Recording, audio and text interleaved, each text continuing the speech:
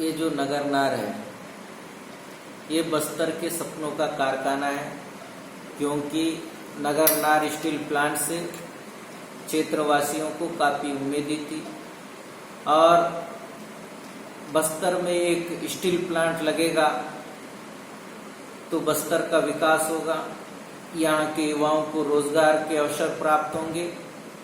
और एनएमडीसी एक सार्वजनिक उपक्रम है और इससे एक उदाहरण के तौर पर जीवन बीमा, कई प्रकार के जीवन बीमा होते हैं, चाहे सहारा इंडिया और एक जीवन बीमा LIC जो सरकारी है।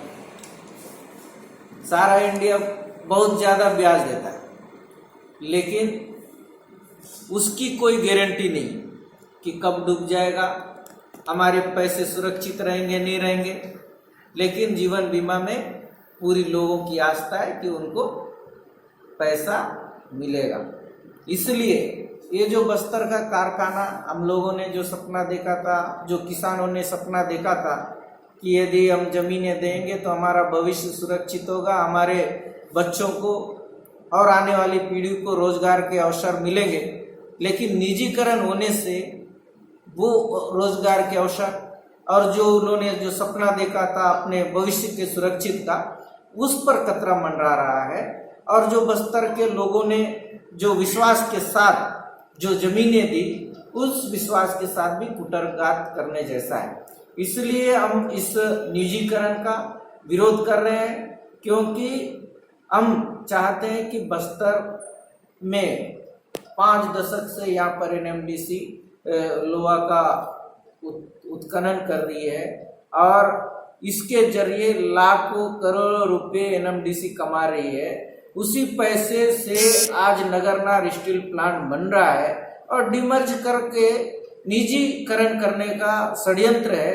और केंद्र सरकार ने जो सूची जारी की है, लगभग 20 से 25 जो कंपनियां हैं, उसमें भी बेचने का जो सूची में शामिल हो नगरनार स्टील प्लांट भी है। और जिस तरह से एनएमडीसी कहती है कि डिमर्ज का मतलब निजीकरण नहीं है, तो मैंने उनसे कल 10 सवाल पूछे हैं, उन 10 सवालों का पहले जवाब दे। जिस तरह से जमीनें लेने के पहले ग्राम सभा हुई, ग्राम सभा में राय लिया गया, लेकिन डिमर्ज करने के पहले भी ग्राम सभा होना चाहिए था, यहाँ के लोगों को विश्वास में लेना चाहिए था, लेकिन उनके द्वारा ऐसा नहीं किया गया। जो बस्तर के आदिवासियों को जो संवैधानिक अधिकार मिले पेशा कानून के तहत, उन पेशा कानून का भी खुला उल्लंघन केंद्र की सरकार और एनएमडीसी के द्वारा किया जा रहा है। पेशा कानून का उल्लंघन की बात लखमा जी आप कर रहे हैं, आप क्या मानते हैं कि आपके विरोध प्रदर्शन से इसका निजीकरण रुकेगा, और यदि नहीं रुकता है तो आगे का कदम क्या होगा आपका? देखिए, ये मोदी जी ने एक सही समय चुना है, क्योंकि पूरे देश में कोरोना काल है। हम बड़े आंदोलन नहीं कर सकते, आंदोलन ना हो, चुपचाप तरीके से इस स्टील प्लांट को निजीकरण के माध्यम से बेच दे, ये उनका उद्देश्य है। लेकिन हम भीड़ इकट्ठा नहीं भी करके हम अपनी आवाज को बुलंद करने की कोशिश कर रहे हैं, बस्तर के जनमानस की आवाज को केंद्र और देश तक ले जाने की कोशिश कर रहे हैं। जैसे हम लोगों ने पहले चरण में फेसबुक लाइव के माध्यम से इसका विरोध किया, दूसरे चरण में हम लोगों ने पूरे बस्तर संभाग में जहां जहां हो सकता है उन जगहों में मशाल के माध्यम से विरोध किया है, और हम लोगों ने पदयात्रा के माध्यम से विरोध करने का फैसला लिया था, लेकिन कोविड के कारण हमको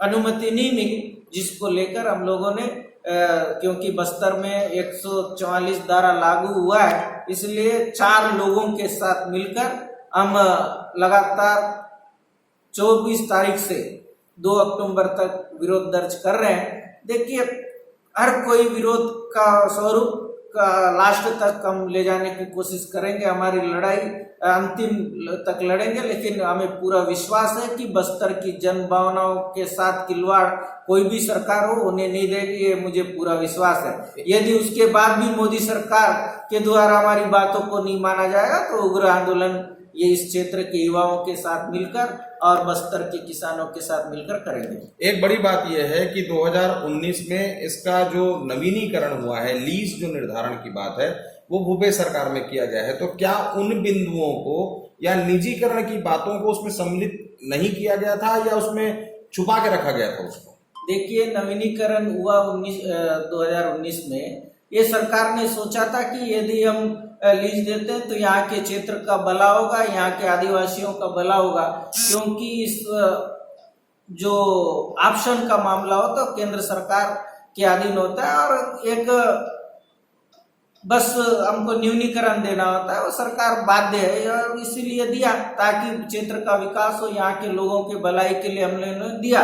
लेकिन कभी भी ये सोचकर नहीं दिया कि इसका निवेशीकरण होगा और इसका लाभ दूसरे राज्य के लोगों को मिलेगा, इसके लिए हम लोगों ने निवेशीकरण नहीं किया था और नवीनीकरण नहीं किया था। लेकिन मोदी सरकार के गलत निर्णय, क्योंकि रेलवे को बेच रहा है, एयरपोर्ट को बेच रहा है, सारे सेक्टर को प्राइवेटीकरण करके पूरे देश को बेचने का काम किया जा रहा है। इसका विरोध तो माननीय मुख्यमंत्री जी ने भी पदयात्रा के माध्यम से और उन्होंने पत्र भी लिखकर अपनी मंशा जाहिर की है। बस्तर के जनमानस की बात को उन्होंने रखा है और निश्चित रूप से जब मुख्यमंत्री जी ने प्रधानमंत्री से आग्रह किया तो इस क्षेत्र के एक एक जनता का आग्रह है और इस आग्रह को माननीय मोदी जी को मानना चाहिए और बस्तर के हित में काम करना चाहिए। तो क्या आप मानते हैं कि आदिवासियों को या भोले भाले आदिवासियों के साथ अंधेरे में रख के उनके पीठ में छुरा भोंक रही है मोदी सरकार?